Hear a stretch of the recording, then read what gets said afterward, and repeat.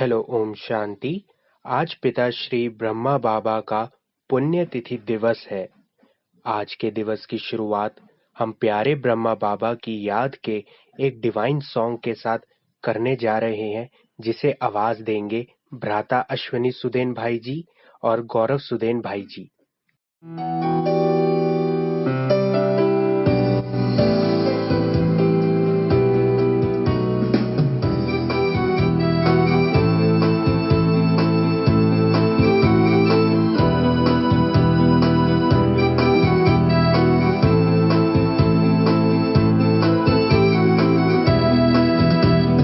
कर्म आपके दिव्य अनूठे, सोच आपकी उच्च महान।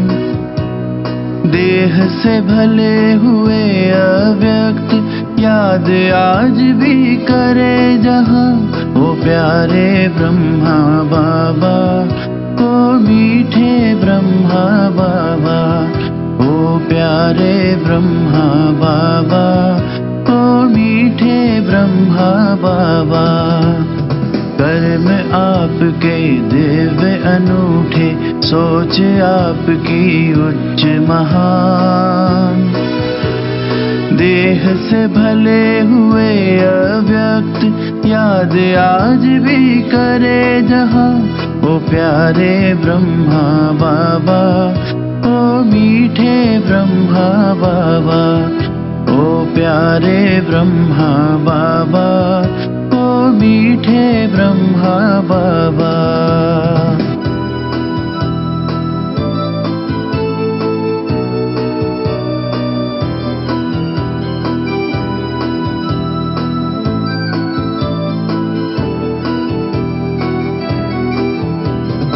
सत्य ज्ञान की पराकाष्ठा, आपसे ही जग ने जाना। शिव बाबा ने आपको ही तो था अपना माध्यम माना। सत्य ज्ञान की पराकाष्ठा, आपसे ही जग ने जाना। शिव बाबा ने आपको ही तो था अपना माध्यम माना, अपना माध्यम माना। जन जन का जीवन बदला जग, करे आपका ही गुणगान। देह से भले हुए अव्यक्त, याद आज भी करे जहाँ। ओ प्यारे ब्रह्मा बाबा, ओ मीठे ब्रह्मा बाबा, ओ प्यारे ब्रह्मा बाबा, ओ मीठे ब्रह्मा बाबा।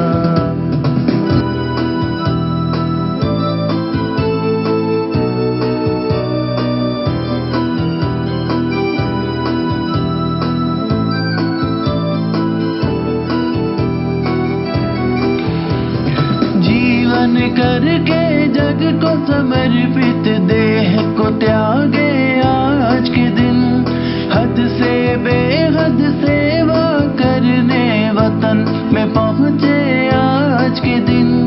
जीवन करके जग को समर्पित, देह को त्यागे आज के दिन। हद से बेहद सेवा करने वतन में पहुँचे आज के दिन। वतन में पहुँचे आज के दिन। मानव को आत्म स्वरूप की आपने बाबा दी पहचान। देह से भले हुए अव्यक्त, याद आज भी करे जहाँ। ओ प्यारे ब्रह्मा बाबा, ओ मीठे ब्रह्मा बाबा, ओ प्यारे ब्रह्मा बाबा, ओ मीठे ब्रह्मा बाबा।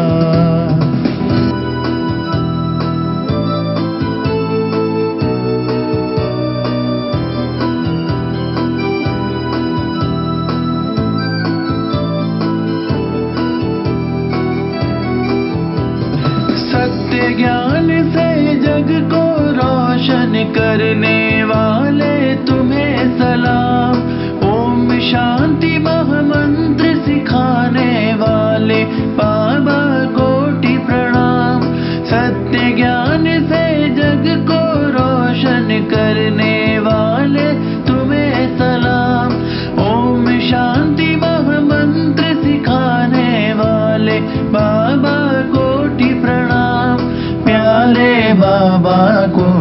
प्रणाम।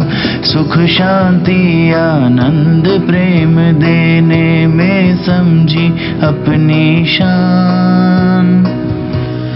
देह से भले हुए अव्यक्त याद आज भी करे जहाँ, वो प्यारे ब्रह्मा बाबा, ओ मीठे ब्रह्मा बाबा, ओ प्यारे ब्रह्मा बाबा, ओ मीठे ब्रह्मा बाबा।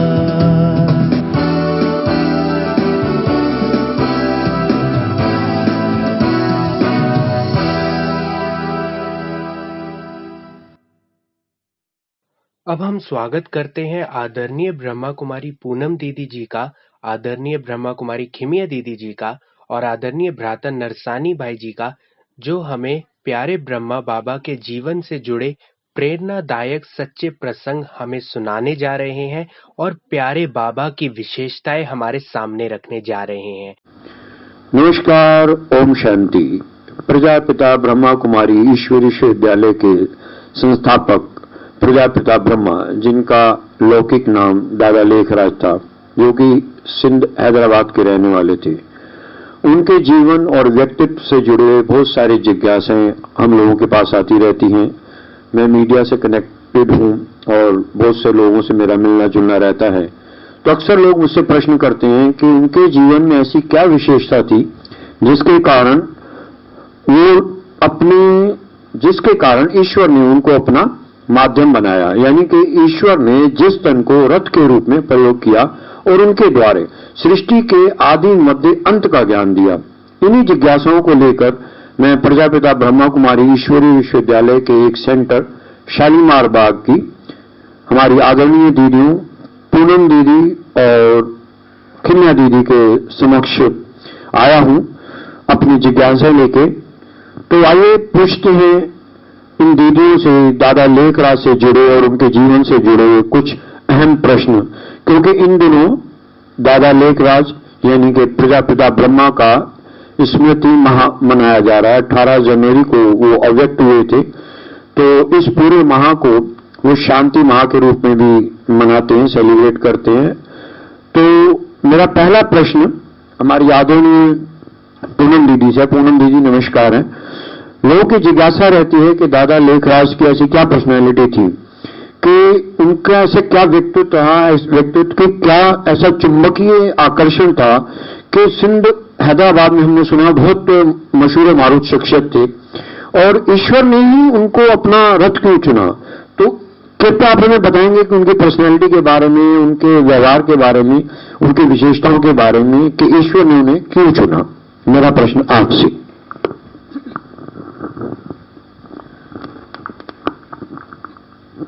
बचपन से ही लेखराज जी का व्यक्तित्व इस प्रकार का था कि उनके जो फ्रेंड्स थे वो सोचते थे कि अगर दोस्त हो तो लेखराज जैसा हो, क्योंकि बचपन से ही वो बड़ों की सेवा करना, सबको सहयोग देना, मधुर बोलना, आज्ञाकारी। 5वीं क्लास तक उन्होंने अपनी पढ़ाई पूरी करने के बाद छोटी उम्र में ही बड़े भाई के साथ अनाज का व्यापार करना शुरू किया था। लेकिन जब भी वो किसी गरीब को देखते थे तो उनको अधिक अनाज तोल करके दे देना या पैसे उनसे कम लेना या बिल्कुल लेना ही नहीं। तो इस प्रकार के व्यवहार के साथ उन्होंने बचपन से ही व्यापार शुरू किया था और व्यक्तिगत रूप से भी अनाज का व्यापार करते हुए श्रूढ़ बुद्धि होने के कारण से, दया और रहम की भावना होने के कारण से शीघ्र ही उनको हीरे जवाहरात के कार्य में जब शुरू किया, यशोदा नाम की कन्या से विवाह होने के पश्चात राजाओं महाराजाओं से उनके कांटेक्ट रहते थे, तो इतनी उनकी उन्नति हुई कि राजा लोग उनके व्यवहार से इतने प्रसन्न रहते थे कि उनको अपने महल में आने की, महारानियों को, रानियों को, राजकुमारियों को गहने दिखाने की फ्रीडम दे रखी थी, खुली छुट्टी दे रखी थी कि रनिवास में आकर के आप कभी भी अपने नए नए डिजाइन के जो गहने तैयार करते हैं वो आकर के दिखाओ। तो इतना उनके व्यवहारिक व्यक्तित्व का प्रभाव राजाओं के ऊपर हमेशा ही बना रहता था कि कहते हैं कि एक बार उदयपुर के महाराजा ने उनको श्रीनाथ जी के दर्शन करने के लिए निमंत्रण दिया। तो जब तक वो पहुंचे तो महाराजा ने अपना दरबार रोके रखा। जब वो पहुंच गए दरबार में उनका स्वागत कर दिया, उनको रथ पर बिठा करके भेज दिया। उसके बाद उन्होंने दरबार शुरू किया और ये बात उनको बताई। महाराजा का जो रथवान था उसने रास्ते में बताया कि किस तरह से उदयपुर की हिस्ट्री के अंदर ये पहली बार ऐसा हुआ है कि किसी महाराजा ने किसी साधारण व्यक्ति के लिए अपना दरबार जो है रोका हो। ये उनके बहुत उच्च व्यक्तित्व की खुशबू दिखाता है। दूसरा, राजाओं से और व्यापारियों से जब उनका कांटेक्ट रहता था व्यापार के कारण से, तो वो किसी भी कीमत पर, मूल्य पर जो उन्होंने अपनी जिंदगी के असूल बनाए हुए थे, संयम नियम अपने जीवन में बनाए हुए थे, उनसे कभी भी वो कंप्रोमाइज नहीं करते थे। जैसे उनके घर में कोई भी पार्टी होती तो वो हमेशा शुद्ध शाकाहारी पार्टी ही देते थे। तो कई बार राजा हंसते भी थे उनसे कि लेखराज आपकी पार्टी तो फीकी रही, लेकिन वो भी हमेशा गंभीरता से जवाब देते कि भाई आपके कारण से हम कोई अपनी संयम नियम नहीं छोड़ सकते। इसके साथ साथ उनकी भक्ति भी अटूट थी।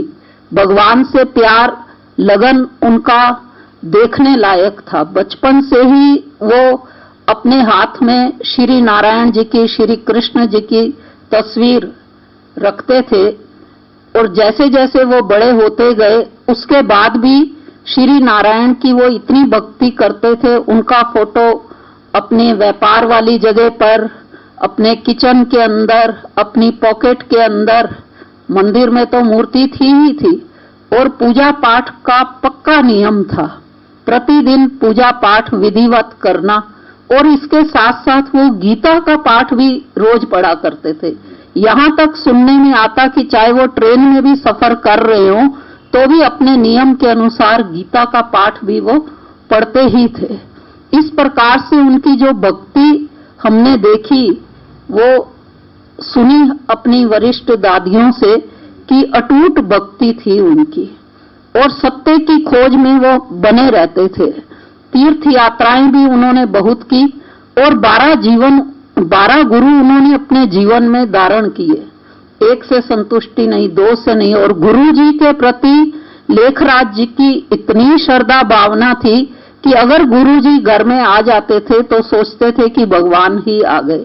स्वयं पूरे घर की सफाइयां करके रखना, इत्र का छिड़काव करके रखना और वो फल जो उस सीजन में अवेलेबल भी नहीं होता था मंगा करके रखना, स्वयं पहरा देना कि कहीं बाहरी आवाज से गुरु जी की नींद टूट ना जाए। इतनी गुरु के प्रति उनके मन के अंदर श्रद्धा भावना थी। और तो भक्ति, गुरु जी और गृहस्थी जीवन। अब गृहस्थी जीवन में भी उनके बच्चों के मुख से भी हमने दादियों को, जैसे निर्मल शांता दादी जी उनकी लौकिक में बेटी, ब्रिज इंद्रा दादी उनकी लौकिक में बहू थी। तो मैं तो सामने से भी जब छोटी सी आयु में ही इस ज्ञान मार्ग में आ गए थे, तब हमने उनके मुख से जो लेखराज जी की ब्रह्मा बाबा जो बने उनकी विशेषताएं सुनी थी। तो निर्मल शांता दादी जी कहती थी कि दादा लेखराज में इतनी दान पुण्य करने की भावनाएं थी कि वो हम बच्चों से भी इतना इतना करवाते थे। जैसे वो अपने जीवन का किस्सा सुनाती हैं कि एक बार जो है उनके घर में जो आटा लेने वाली ब्राह्मणी आती है वो आई हुई थी और वो रो रही थी। तो कहा मैं खेल के बाहर से आई तो देखा वो रो रही है, तो पूछा क्यों रो रही है? तो कहा कि भाई मेरी बेटी की शादी है लेकिन मेरे पास तो पैसे हैं नहीं। तो कहा मैंने तुरंत जो सोने के कड़े उसी दिन मुझे नए पहनाए गए थे तो मैंने उतार के दे दिए। तो फिर जब लेखराज जी को पता चला इस तरह से दे दिया तो उन्होंने ब्राह्मणी से कहा कि आप ब्राह्मणी हो इसलिए बच्ची ने दे दिया दान कर दिया तो अब हम वापस नहीं ले सकते। तो उनकी जो बहू है वो भी बताती कि उन दिनों में हजारों रुपयों का दान पुण्य वो उनसे भी करवाया करते थे। तो उनकी भक्ति भी बड़ी उच्च कोटि की थी, तीर्थ यात्राएं भी उन्होंने की, सत्यता की खोज भी उनके जीवन में बनी रहती थी। यहाँ तक कि हमने ये भी सुना कि उनके साथ जो कार्य करने वाले थे वो उनसे उनके बच्चों तक से इतना स्नेह का व्यवहार रखते थे कि एक बार का किस्सा सामने आता है कि उनके जो दुकान पर मुनीम जी काम करते थे, उनके बच्चे आए और जैसे देखा दुकान पर कोई नहीं है तो बच्चों ने इतने सारे हीरे जवाहरात बिखरे हुए थे उठा करके मुट्ठी जेब में भरी और चले गए। जब लेखराज जी आए दुकान में देखा कि हीरे तो गायब हैं, तो वो समझ गए कि नौकरों पर उनको पूरा विश्वास था। पूछा मेरे पीछे आया कौन? कहा ऐसे ऐसे मुनीम जी के बच्चे आए थे। तो वो समझ गए और उन्होंने जो है मिठाई का डब्बा लिया और पहुंच गए मुनीम जी के घर में। तो मुनीम जी पहले तो घबराए कि भाई मालिक आज घर में कैसे आ गए, लेकिन उन्होंने कहा कि नहीं तुम्हारे बच्चे आए थे ना तो मैं उनसे मिलने आया हूं क्योंकि वो उनके लिए मिठाई लाया हूं, बच्चों को भेज दो जरा। तो जब वो बच्चे जो है सामने आए तो छोटे वाले से उन्होंने पूछा कि तुम्हारा बड़ा भैया कह रहा है कि दुकान से जो वो हीरे मोती लाए थे ना वो कहाँ रखे हैं? कहा तो छोटा बोल पड़ा, अरे मेरे को तो उसने मना किया था और आपको बता दिया, वो देखो वो अटारी पर रखे हुए हैं। तो लेखराज जी ने चुपचाप वो हीरे उठाए, जेब में डाले और बच्चों को सिखाया कि इस तरह से कभी गलत नहीं करते हैं। तो बड़े प्यार से उनको समझाकर मिठाई खिला करके और वो वापस आ गए। तो इस तरह से वो अपनी लौकिक बच्चों की भी जो उन्होंने पालना की बड़े शहजादे शहजादियों की तरह की, और अपने साथ के जो कार्य करने वाले थे उनके बच्चों के साथ भी वो बहुत अच्छे रूप में जो है व्यवहार करते थे। और व्यापार भी उनका बड़ा बुलंदियों पर था और सबसे उनका व्यवहार बहुत ही मधुर रहता था, विशेषताओं से भरपूर था। देखने में भी वो बहुत खूबसूरत थे, ऊंची एकदम। उनका जो बाहरी रूप से भी जो रूप रंग था, रूप रंग भी आकर्षित करता था और उनका व्यवहार भी आकर्षित करता था। और उन्होंने अपने जीवन के अंदर जो संयम, नियम और मूल्यों को जो उन्होंने महत्व दिया हुआ था, उसके कारण से वो सबके आकर्षण के केंद्र बिंदु हमेशा ही बने रहते थे। बहुत बहुत शुक्रिया पूनम दीदी। मैं सोचता हूँ अब तो कोई जिज्ञासा का प्रश्न ही नहीं। दादा लेखराज के बारे में यानी कि प्रजापिता ब्रह्मा के बारे में जो आपने बताया उसमें हर चीज आपने क्लियर कट कर दी कि वो दानवीर भी थे, बाल सुलभ भी थे, सरल और सहज व्यवहार पूर्ण भी थे और बड़े रॉयलनेस भी थी उनके अंदर, तभी कोई राजा किसी ज्वेलर को अपने घर के अंदर आने देता है। तो बहुत अच्छी बातें बताई आपने दीदी। मेरा अगला प्रश्न है दीदी कि 60 वर्ष की आयु में भी लेखराज जी को कौन कौन से साक्षात्कार हुए? ऐसे क्या साक्षात्कार हुए कि उन्होंने अपना सर्वस्व ही त्याग दिया और सब कुछ परमात्मा को समर्पित कर दिया? तो ऐसा क्या था उनके जीवन में? ये प्रश्न मैं जानना चाहूंगा हमारी आदरणीय खिनिया दीदी से। खिनिया जी बताएंगे जरा आप कुछ?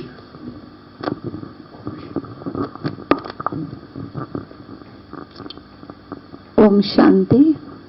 बहुत अच्छा प्रश्न पूछा है कि दादा को ऐसे कौन से साक्षात्कार हुए, ऐसी अनुभूति कौन सी हुई जिससे कि उन्होंने सर्वस्व समर्पण किया। तो सबसे पहले तो उनको जो पहला साक्षात्कार हुआ, वैसे तो वो भक्ति ही करते थे, उनको उम्मीद भी नहीं थी कि ऐसा कोई मुझे साक्षात्कार करा सकता है।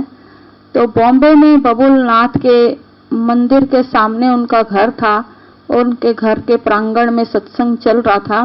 गुरुजी सत्संग कर रहे थे क्योंकि दादा ने 12 गुरु किए थे अपने जीवन में, बहुत भक्ति पूजा पाठ करते थे और गुरुओं की बड़ी उनके ऊपर कृपा थी और वैसे भी उनकी मन की श्रद्धा भावना भी बहुत ज्यादा थी। आए दिन गुरु आते थे, घर में सत्संग करते थे। तो ऐसे गुरुजी आए हुए थे, सत्संग चल रहा था। दादा का नियम था कि जब गुरुजी सत्संग कर रहे हैं तो वो कभी बीच में उठते नहीं थे, लेकिन सत्संग चलते चलते ही उनको कुछ फीलिंग्स आने लगी उस दिन और वो उठकर अपने कमरे में चले गए। और कुछ टाइम हो गया, वो आए नहीं वापस लौटकर गुरु के सभा में। तो उनकी पत्नी जशोदा माता और उनकी बहू को लगा कि आज क्या बात है, दादा की तबीयत तो ठीक है, वो कभी गुरु के सत्संग से तो उठते ही नहीं है और आज गए हैं तो आए भी नहीं हैं। उनके कमरे में जाके उन्होंने देखा तो वहां तो कमरे में लाल प्रकाश ही प्रकाश था और वो ध्यान मग्न अवस्था में खोए हुए थे।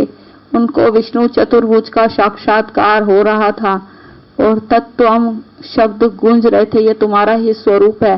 तो इस प्रकार से जब उनकी बहू ने देखा कि दादा तो ध्यान मग्न स्थिति में खोए हुए हैं, वो तो गुरु की सभा में लौट आई, लेकिन दादा तो उस साक्षात्कार को करते रहे, अनुभव करते रहे। इधर से गुरु का सत्संग पूरा हुआ और दादा ने भी अनुभव किया। तो दादा को लगा इस साक्षात्कार के बाद कि भाई मुझे कोई ऐसी गुरु की कृपा हुई है आज, जो मुझे गुरु जी ने साक्षात्कार कराया, ऐसा उनको अनुभव होने लगा। उन्होंने तो बस यही समझा कि गुरु ने ही आज मेरे ऊपर कृपा करी है। तो इस प्रकार से उन्होंने सारी बात गुरु जी को बड़ी श्रद्धा पूर्वक आके बता दी। तो जब उन्होंने गुरु जी को बताई तो गुरु जी ने उसका कुछ ऐसा रिस्पॉन्स नहीं दिया। तब दादा को लगा ये तो कोई गुरु से भी ऊपर शक्ति है जिसने ये साक्षात्कार मुझे आज कराया है। तो उसके बाद उनको अंदर से खींच होने लगी कि कोई शक्ति है जो मेरे मन को खींच रही है। तो बार बार एकांत शांत स्थान ढूंढते थे और वहां जाकर बैठते थे, नए नए अनुभव करने लगे। उसके बाद तो अब उनको ऐसा भी महसूस होने लगा, नए नए साक्षात्कार और अनुभव की फीलिंग से, कि कोई ऐसा स्थान हो जो मैं कुछ समय के लिए चला जाऊं और मैं तपस्या करूं और तपस्या करके कुछ और अनुभव करूं, ऐसी खेच होने लगी। क्योंकि ये कार्य परमात्मा का था और परमात्मा की तरफ से ही उनको खींच हो रही थी। वो फिर उसके बाद उनको जो है विचार आया कि कौन सी ऐसी जगह है जहां मैं जाऊं और तपस्या करूं। तो उनको ध्यान आया कि उनके एक मित्र हैं जो वाराणसी में है, जहां पर वो जाकर के अपनी ये तपस्या कर सकते हैं, और जो उनके मन में एकांत शांत स्थान में रहने की इच्छा जागृत हुई। तो परिवार से और अपने भागीदार से व्यापार में छुट्टी लेकर के वो वाराणसी कुछ समय के लिए चले गए और वहां जाकर के उन्होंने फिर तपस्या की। तो जैसे ही उन्होंने वहां एकांत शांत में बैठ के तपस्या करने लगे तो उनकी और नई नई अनुभूतियां होने लगी। उनको शिवलिंग का भी साक्षात्कार हुआ। और इस तरह से एक दिन की बात है कि वो अपने मित्र के घर के बाहर एक वृक्ष के नीचे तपस्या कर रहे थे और शाम का समय था। तो संध्या के समय जब तपस्या कर रहे थे तो उनको एक बहुत ही भयानक महाविनाश का साक्षात्कार हुआ। और वो इतना वंडरफुल था कि वो साक्षात्कार करते करते जैसे एक डर गए और उनके मुख से आवाज निकलने लगी, बस करो प्रभु बस करो। क्योंकि वो साक्षात्कार ही ऐसा था कि चारों ओर आग लग रही है, कहीं मूसलधार वर्षा हो रही है, कहीं अकाल पड़ रहा है, धरती फट रही है, ज्वालामुखी फट रहे हैं, लोग जो है धरती फट रही उसमें लाखों लोग पड़ते जा रहे हैं, बीमारियां महामारियां फैल रही हैं, हाय हाय सब करके चिल्ला रहे हैं। चारों ओर से हाहाकार का साक्षात्कार वो ऐसा था कि बस वो इतने डर गए कि उनका शरीर ही पूरा कांपने लगा और उनके मुख से आवाज निकली कि बस करो प्रभु बस करो, अब मैं ये नहीं देख सकता, अपना कुछ मोहिनी रूप दिखाओ। तो वो आवाज सुनकर ही उनके मित्र बाहर आए और उन्होंने सोचा कि आज दादा को कहीं बाहर जहरीले कीड़े ने तो नहीं काटा है जो इतना ऐसी आवाज आई। तो लेकिन उनको भी पता चला कि बाद में ऐसे दादा को साक्षात्कार हुआ। लेकिन ये जो महाविनाश का साक्षात्कार था, इसके बाद इसमें उनको आवाज भी आई कि ये निकट भविष्य में ऐसा महाविनाश होने वाला है। तो जब ये आवाज आई तो उनको लगा कि अब ये दुनिया खत्म हो जाएगी, इसका तो विनाश हो जाएगा। वैराग सा जागृत हुआ। फिर उनका व्यापार चलता था कलकत्ते से, तो वो सीधा वहां से कलकत्ता चले गए। अब उनको ये हीरे भी पत्थर दिखाई देने लगे। वैराग सा आया कि अब मुझे इस व्यापार को समेटना है। तो व्यापार को समेटने के लिए जब वो कलकत्ता गए तो अभी वो सब ये करने ही लगे, देखने ही लगे थे कि उनके पास सिंध हैदराबाद से तार आया कि उनके जो काका चाचा थे हाथी दांत के व्यापारी कि वो बहुत बीमार हैं और आप अभी दादा जल्दी लौट आओ घर। तो वो तार देख करके उन्होंने अपना प्रोग्राम वापस जाने का बना लिया और जल्द से जल्द पहुंचे। लेकिन जब दादा वहां पहुंचे चाचा के घर पे तो उन्होंने शरीर पूरा हो चुका था, शरीर उनका शांत हो चुका था। तो वहां बैठे थे दादा और फिर उनको वहां पर उनको साक्षात्कार हुआ कि चाचा के मस्तक से आत्मा निकली है और पैर के अंगूठे पर आई और फिर लौटकर वो मस्तक पर आई और चली गई। तो कैसे आत्मा इस शरीर से निकलती है और शरीर छोड़ती है और कैसे जाती है, आत्मा का बहुत सुंदर उन्होंने वहां पर साक्षात्कार भी किया। तो इस प्रकार से फिर उनकी 13वीं पर भी उन्होंने बहुत बड़ी सभा बुलाई और गुरुजी आए, उनके मुख्य गुरुजी आए, क्योंकि दादा ने 12 गुरु किए, 12 गुरुओं की शिक्षा ली, बहुत भक्ति की। उनकी इच्छा थी कि मुझे कोई भगवान से प्राप्ति हो, अनुभूति हो, ऐसे उनकी मन की जागृति थी ही इच्छाओं में।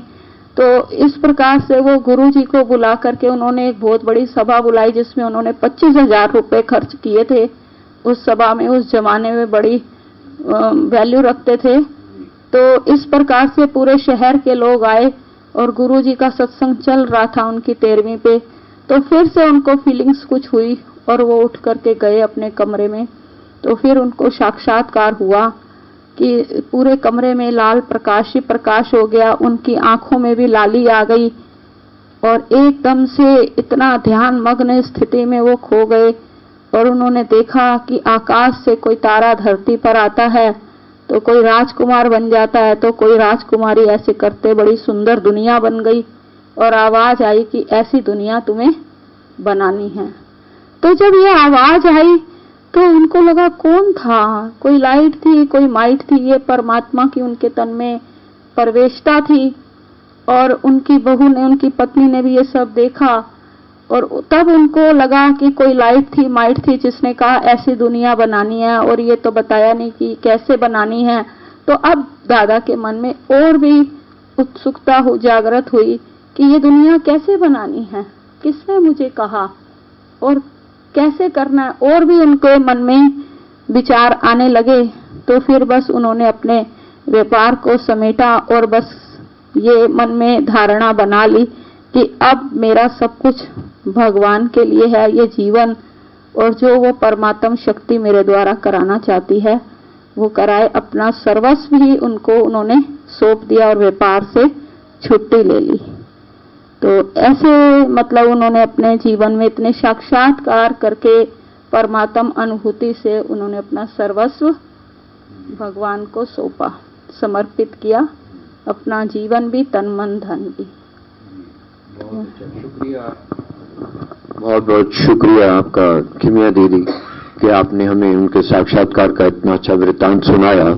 तो मेरा अगला प्रश्न है हमारी आदरणीय पूनम दीदी से कि दीदी जब उनको साक्षात्कार हुए तो साक्षात्कार हुए और उन्होंने अपना सर्वस्व परमात्मा सेवा में अर्पित कर दिया, लोक सेवा में अर्पित कर दिया परमात्मा के इशारे पर। तो उसके बाद जब दादा लेखराज के तन में प्रवेशता हुई, ईश्वर की प्रवेशता, तो वो किसने देखा, वो दृश्य किसने देखा, वो किस, उस समय उनकी फीलिंग क्या थी, दादा लेखराज की उनकी क्या फीलिंग रही होगी, क्या बता सकते हैं दीदी? ओम शांति। अभी अभी हमारी खिमिया बहन जी बता ही रही थी कि जो बड़ी सभा उन्होंने आयोजित की थी जिसमें उन्होंने भागवत गीता का पाठ रखा था और शहर के नामी ग्रामी व्यक्ति और उनके सारे मित्र संबंधी उस सभा में आए हुए थे। तो जैसे जब उनको जो साक्षात्कार की बात इन्होंने बताई तो उनको ये महसूस होता था कि कोई शक्ति उनको खींच रही है, खींचती है। तो जैसे उन्होंने विष्णु चतुर्भुज का साक्षात्कार किया, आत्मा का साक्षात्कार किया, महाविनाश, natural calamity, civil war, atomic war के द्वारा कैसे हो रहा है, ये सब साक्षात्कार करने से जो उनको वैराग वृत्ति आ गई थी। और जब वो घर में आकर के इस तरह से गुरु गोपी चंद जी को बुला करके भागवत गीता का उन्होंने पाठ रखा था तो सभा में जब उनको ये महसूसता हुई कि कोई शक्ति उनको खींच रही है और वो अपने कमरे में चले गए थे। और जो हमने अभी दृश्य सुना कि जो खिमिया बहन जी बता रही थी, तो उस दृश्य को उनकी लौकिक बहू ब्रिजेंद्रा दादी जी ने देखा था। जैसे ही उन्होंने कमरे में कदम रखा तो उनको ऐसे शरीर के अंदर हल्कापन सा लगा और ऐसे लगा कि दादा की आंखों से कोई लाल रोशनी निकल रही है। और जब उन्होंने वो आवाज सुनी जो उनके मुख से उस समय शब्द निकल रहे थे, जो कि उनके अपने नहीं थे, और ऐसे लगता था कि कोई और ताकत आकर के उनके द्वारा वो शब्द बोल रही है। वो शब्द थे, निज आनंद स्वरूपम शिवोहम शिवोहम, ज्ञान स्वरूपम शिवोहम शिवोहम, प्रेम स्वरूपम शिवोहम शिवोहम, प्रकाश स्वरूपम शिवोहम शिवोहम। ज्ञान का भंडार मैं शिव हूँ, प्रेम का सागर मैं शिव हूँ, प्रकाश का सागर मैं शिव हूँ, मैं शिव हूँ, मैं शिव हूँ। ये शब्द उनके मुख से निकले। तो जैसे थोड़ी देर के बाद जब वो अपनी कॉन्शियस में आए तो उनकी बहू ने उनसे पूछा कि दादा आपको क्या हो गया था, आप क्या देख रहे थे? तो उनके मुख के ये शब्द थे कि कोई सितारे हैं जो ऊपर से टूटते थे, धरती को लगते थे, कोई शहजादा बन जाता था और कोई शहजादी बन जाती थी। तो उस एक लाइट माइट आई जिसने मुझे कहा कि तुमको ऐसी दुनिया बनानी है। तो ये शब्द उस समय उन्होंने अपनी भाषा में जो साक्षात्कार किया था वो उन्होंने बताया, जो कि आज की तिथि में हमको समझ आता है कि वास्तव में परमपिता परमात्मा ने उनको परम धाम का साक्षात्कार कराया था कि जहां से आत्माएं नीचे आती हैं, और सतयुगी दुनिया का साक्षात्कार करवाया था, देवी देवताओं की दुनिया का, और ये हुक्म दिया था कि तुमको ऐसी दुनिया बनानी है। तो जैसे ही इन्होंने हमारी खिमिया बहन जी ने बताया कि उसके बाद भी उनको कहीं ऐसी महसूसता हुई और उन्होंने अपनी समर्पण परमात्मा के प्रति कर दिया था। लेकिन उससे पहले मैं एक बात बताना चाहूंगी कि जब ये सब हुआ तो उनके अंदर समर्पण की भावनाएं आई तो कैसे आई? तो सबसे पहले जैसे वो एक बार अपने परिवार के साथ बैठे हुए थे तो उनकी धर्म पत्नी उनसे बात करते करते और उनमें श्री कृष्ण को देख रही है। तो जैसे ही श्री कृष्ण का साक्षात्कार उनके अंदर होने लगा तो वो तो उनके पैर पकड़ करके रोने लग गई और उनके मुख से शब्द निकले, उठो बच्ची। परिवार वाले हैरान कि भाई पति अपनी पत्नी को कह रहा है उठो बच्ची, ये कैसे? तो जैसे वो ध्यान से नीचे आई उनसे पूछा गया कि आप रो क्यों रही थी? तो कहा मुझे तो श्री कृष्ण का साक्षात्कार हो रहा था। और उनसे पूछा कि आपने ये क्यों बोला उठो बच्ची? तो लेखराज जी ने कहा मुझे तो पता नहीं, मैंने तो बोला नहीं ये शब्द। फिर दूसरा कहां से उनको ये विश्वास हुआ कि भाई जो है ये जो सब कुछ हो रहा है मैं तो कुछ कर ही नहीं रहा। तो एक बार जैसे वो ध्यान मग्न बैठे थे, उनकी अपनी लौकिक बहू भोजन की थाली लेकर के खड़ी हुई, देख रही कि कुर्सी पर लेखराज जी ध्यान मग्न अवस्था में बैठे हैं। फिर जब उसकी दृष्टि गई तो क्या देखती है कि हरी हरी घास है, श्री कृष्ण उस पर बॉल लेकर के खेल रहा है और इशारे से बुला रहा है आ जाओ आ जाओ मेरी दुनिया आने वाली है। तो उसके हाथ से भोजन की थाली गिर गई। ये साक्षात्कार करके जब लेखराज जी ने पूछा कि ये क्या, तो फिर उसने बताया कि मेरे को आप में से ऐसे ऐसे श्री कृष्ण का साक्षात्कार हुआ। उसके बाद तो लेखराज जी ने घर के सदस्यों को बिठा करके ओम ओम की ध्वनि लगानी शुरू की और साथ में गीता का पाठ भी पढ़ते थे।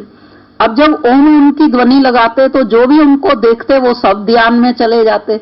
उनके कांटेक्ट इतने लोगों से थे कि उनके घर में आना जाना इतने लोगों का रहता था, जो भी देखता उनको और उनको श्री कृष्ण का साक्षात्कार होना शुरू हो गया।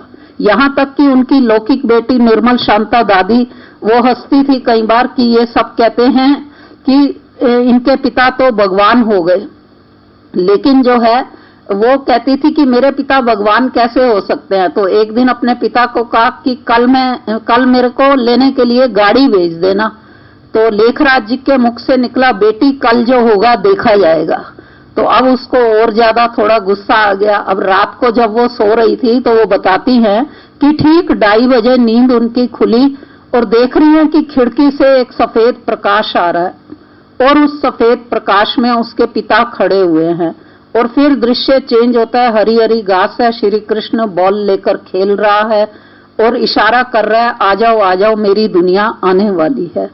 तो उसने सोचा कि मैं आज सारा दिन घर में यही बातें देखती सुनती रही ना, इसलिए मुझे ये दिखाई दे रहा है। तो वो जैसे फिर सो गई, फिर नींद उसकी खुली, फिर वही दृश्य।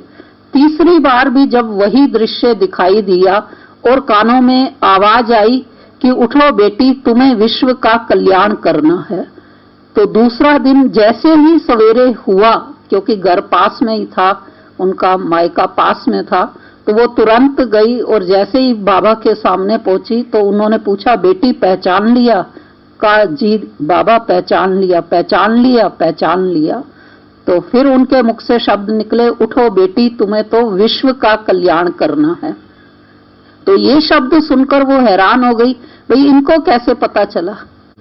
तो इस प्रकार से निर्मल शांता दादी जो उनकी लौकिक में बेटी थी, इस साक्षात्कार से उनको भी निश्चय हुआ। इस तरह से जो उनका लौकिक परिवार, लौकिक संबंध के कारण उनको अपना बाप पिता मानते थे, उनकी बुद्धि वहां से हटी और ये बुद्धि में आया कि कोई शक्ति है जो इनके तन में प्रवेश हो चुकी है। और जो लोग भी आते थे उनको भी साक्षात्कार होते थे।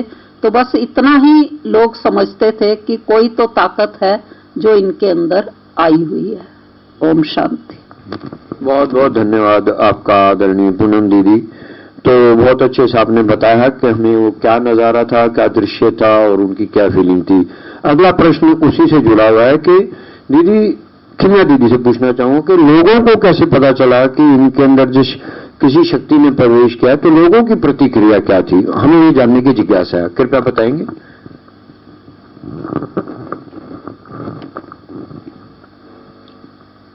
लोगों ने अनुभव किया अपने जीवन में, जब दादा के पास आए, दादा सत्संग करते थे तो सत्संग में ओम की ध्वनि लगाते थे और दादा गीता का पाठ करते थे और उसमें आत्मा का ज्ञान देते थे कि आत्मा क्या है, आत्मा अजर अमर अविनाशी शक्ति है।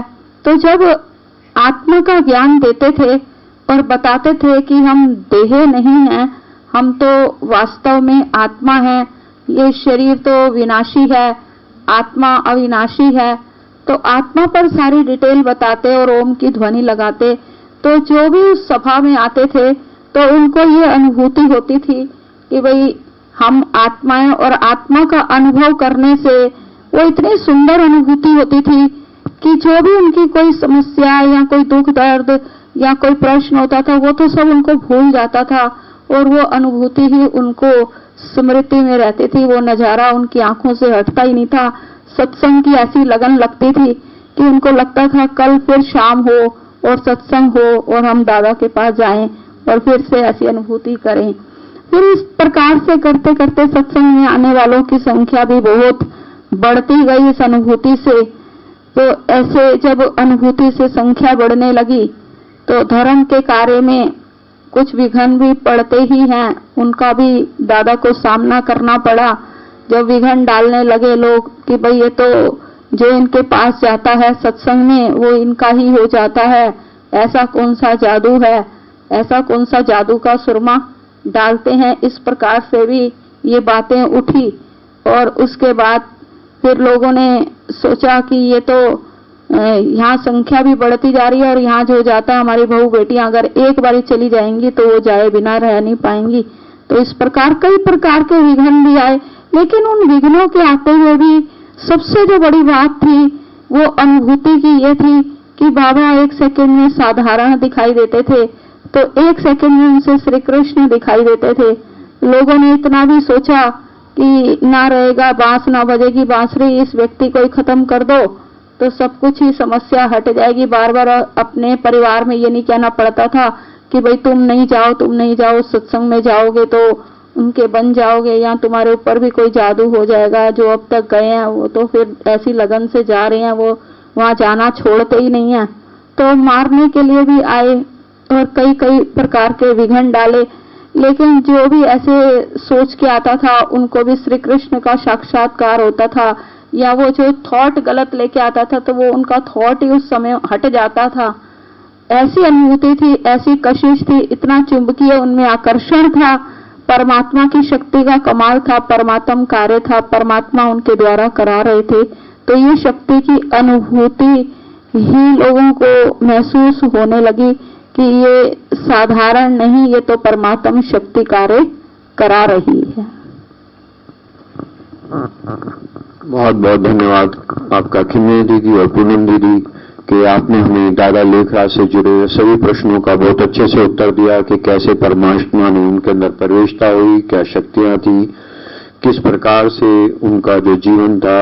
तो हमारी जो जिज्ञासाएं थी रही होंगी भाइयों और बहनों की, उनको पता पड़ गया होगा कि दादा लेखराज यानी कि ब्रह्मा, प्रजापिता ब्रह्मा ईश्वरीय विश्वविद्यालय के संस्थापक की जीवन शैली क्या थी, उनका जीवन क्या था, कैसे कैसे व्यक्तित्व के वो मालिक थे, धनी थे, और हृदय से कितने धनवान थे, हृदय से कितने दानवीर थे।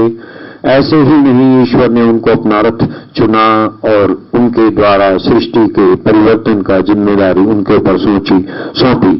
तो इन्हीं प्रश्नों के साथ, इन्हीं शब्दों के साथ मैं एक बार फिर से आपका बहुत बहुत धन्यवाद देता हूं कि आपने हमारे प्रश्नों का उत्तर दिया।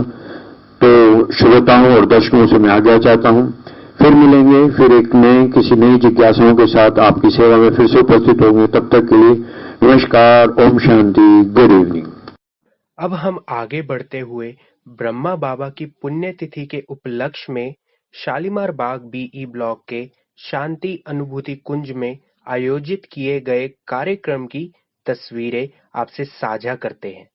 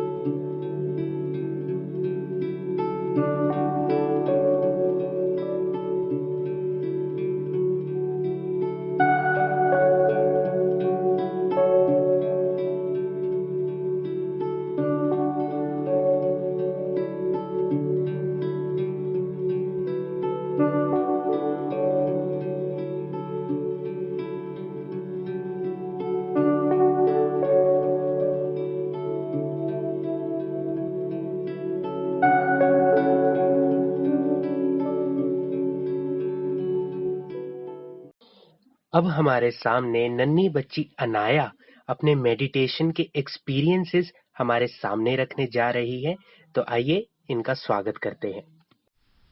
ओम शांति। मेरा नाम अनाया है।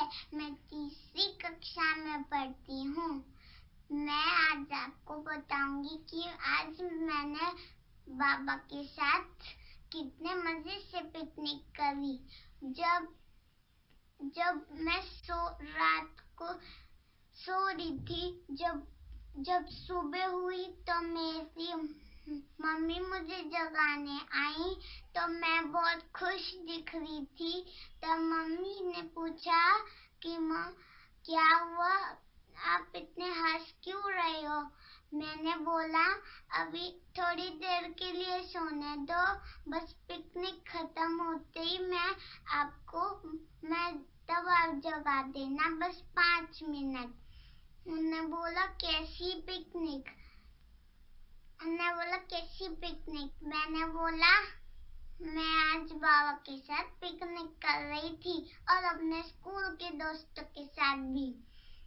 जब उस टाइम रात को जब बहुत तेज हवा आई मेरे दोस्तों के साथ, फिर जब एक लाइट का शरीर नीचे आया तब मैंने सब बच्चे एक कोच के अंदर घुस गए और मैंने बोला तुम सब डरो मत, तुम बाहर आ जाओ।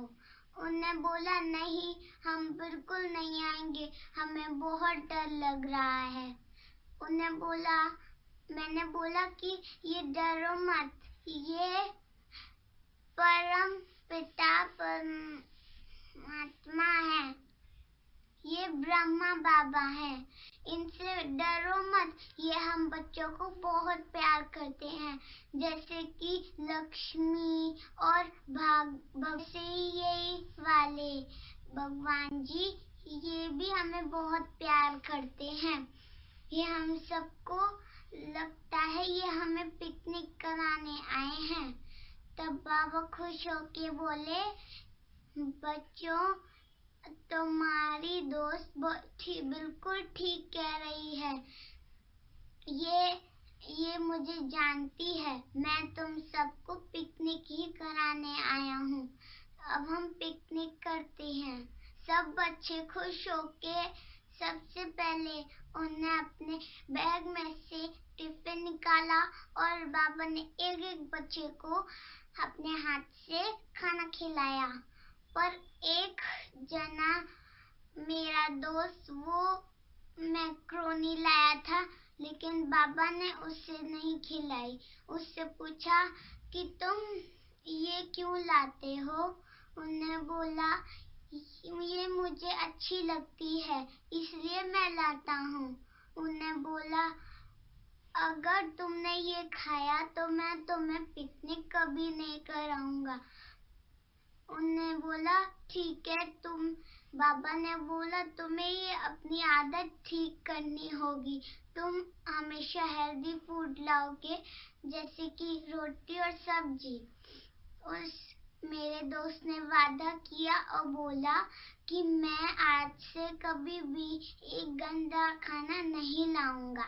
उनने खुश होके बोला और उनसे आशीर्वाद दिया। जब सब बच्चे उनकी एक एक बार उनकी गोद में आके बैठे और जब हमने ये सब कर लिया तब हमको वहाँ पे झूला झुलाया और हमारे साथ वो खेले। तब उनने हमें आसमान में भी उड़ाया, अपने कंधे पे भी बिठाया और बहुत कुछ खिलाया हमें। जब बहुत समय हो गया था तब बाबा ने बोला कि अब मैं चलता हूँ, अब मुझे भोग भी लगाना है। इसलिए अब जब तुम सेंटर जाओगे, जब अनाया भी सेंटर जाती है तो तुम सब भी क्यों नहीं जाते? उन्होंने बोला कि वहाँ पे भोग भी मिलता है और वहाँ पे मेरा कमरा भी है, अब वहाँ पे आके मेडिटेशन भी कर सकते हो। सब बच्चे खुश हुए और उन्हें बाय बाय कह के अपने घर चले गए। इसलिए आप सबने देखा कि हम बच्चों ने उनके साथ कितनी अच्छी पिकनिक करी और उनके साथ बहुत मजे किए। धन्यवाद। ओम शांति। चलिए अब हम भ्राता मनमोहन भाई जी की ओर चलते हैं, जो हमें अपना संदेश सुनाने जा रहे हैं। ओम शांति। जैसा कि हम सभी को विदित है, 18 जनवरी यानी प्यारे मीठे बाबा का स्मृति दिवस। जैसे जैसे 18 जनवरी नज़दीक आती जाती, ऐसा लगने लगता स्वयं परमपिता परमात्मा धरा पर उतर ब्रह्मा बाबा के द्वारा हम बच्चों की पालना अपने कर कमलों से कर रहे हैं। विशेषता 18 जनवरी के दिन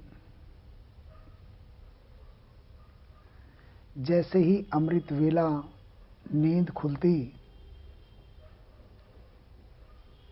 ऐसे लगता जैसे तपोवन में हम उठ रहे हैं। बाबा स्वयं अपने आप जगा रहे हैं, उठो मीठे लाडले बच्चों। जाने अनजाने में इतनी जल्दी तैयार हो जाते। सर्दी, शीतलहर जो अपनी पूरी यौवन पर होती है, उसकी महसूसता बिल्कुल भी नहीं होती। उठते ही जल्दी से नहाना और किसी भी तरीके से दिल्ली में है तो आश्रम पे पहुंचना, और मधुबन में है तो योग तपस्या के बाद अपनी गाड़ी का अरेंजमेंट कर माउंट पर शांति स्तंभ पर पहुंचना। ऐसा अनुभव होता है प्यारे बाबा स्वयं साथ साथ अपनी बाहों में लेकर अपने साथ पालना कर रहे हैं।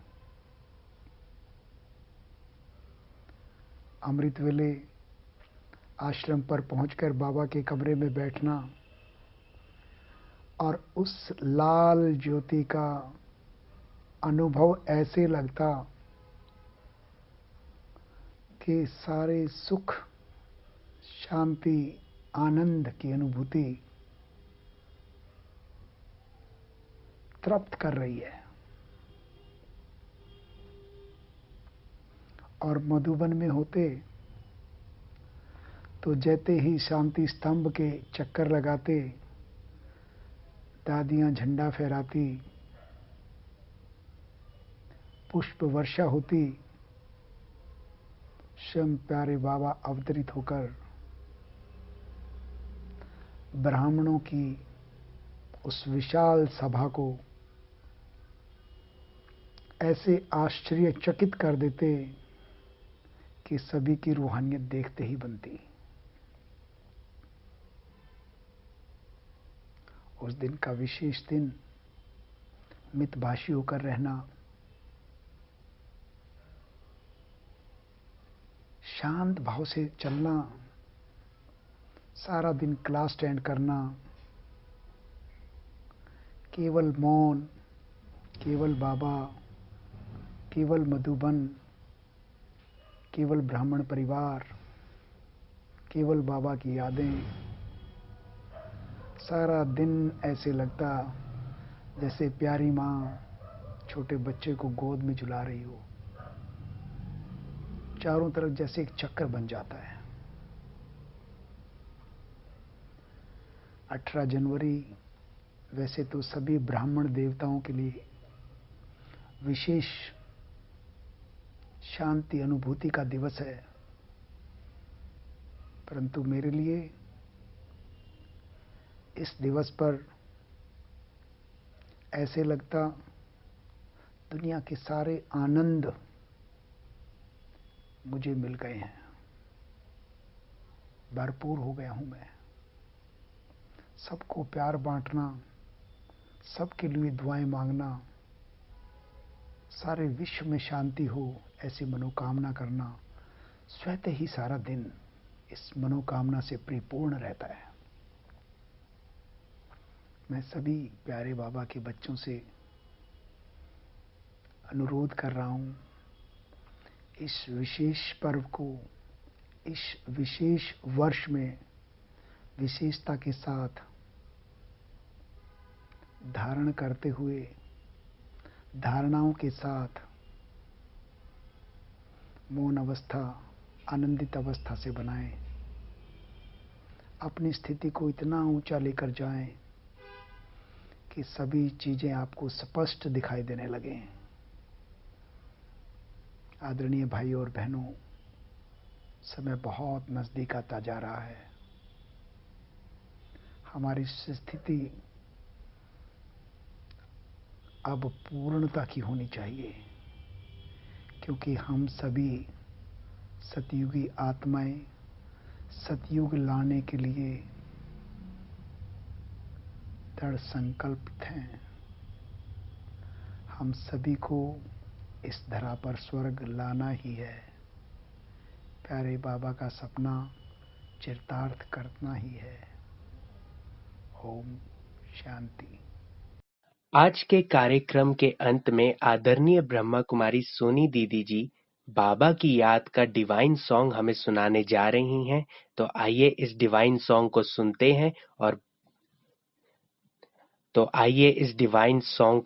हैं और बाबा की याद में आज के कार्यक्रम को समाप्त करते हैं। ब्रह्म तेरी कुर्बानी सबसे ऊंचा तेरा त्याग, तेरे कदमों के निशान सिखलाए, बेहद का वैराग्य। ब्रह्म तेरी कुर्बानी सबसे ऊंचा तेरा त्याग, तेरे कदमों के निशान सिखलाए, बेहद का वैराग्य। ब्रह्म तेरी कुर्बानी ऊंच शिखर पर तेरा मेरा ऊंचा पिता साथी तेरा, ऊंच शिखर पर तेरा मेरा ऊंचा पिता साथी तेरा, जो भी चला संग संग हो तेरे, ऊंची मंजिल पहुंच गया। ब्रह्म तेरी कुर्बानी सबसे ऊंचा तेरा त्याग, तेरे कदमों के निशान सिखलाए, बेहद का वैराग्य। ब्रह्म तेरी कुर्बानी तूने न देखी जात और पात, सबके लिए लगाई दिन रात।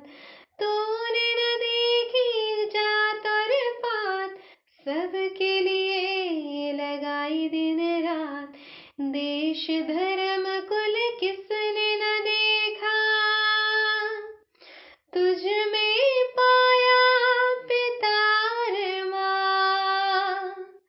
ब्रह्म तेरी कुर्बानी सबसे ऊंचा तेरा त्याग, तेरे कदमों के निशान सिखलाए, बेहद का वैराग्य। ब्रह्म तेरी